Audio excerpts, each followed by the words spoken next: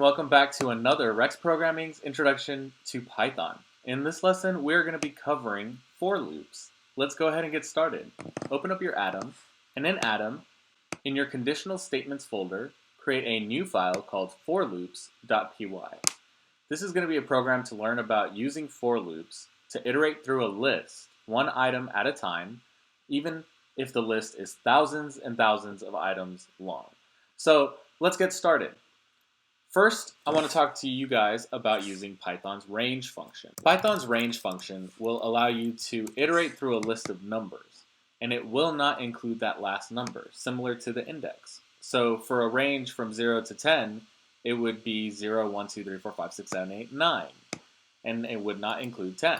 So how can I use a for loop to do something with each one of those numbers? Well, I can make up a variable, and for this case, I'm going to call it number.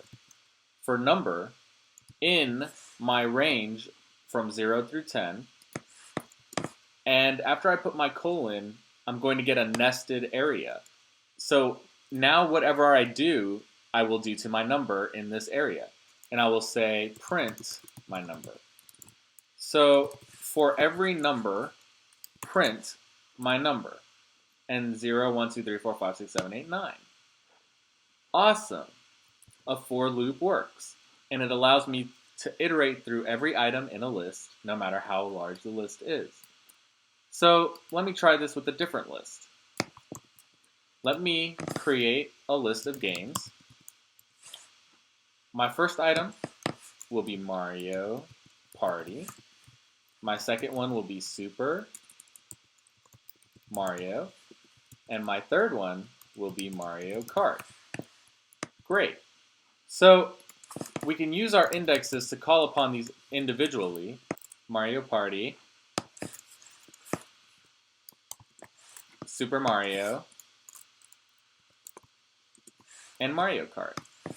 Or I could create a for loop, and I could say something like,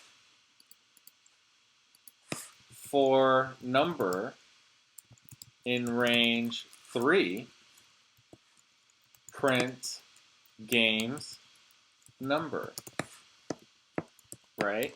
And this would print each one of my items in my list one at a time. Very cool. Well, in Python, there's actually a very simple way to do this, and you don't have to do a number and a range. You can actually just say for game, in games, print game. And we are good. A for loop works. For game, in my games, print game. So that is how a for loop works. You can take an item and iterate through a list. That's it for today. Congratulations. I'll see you in the next video.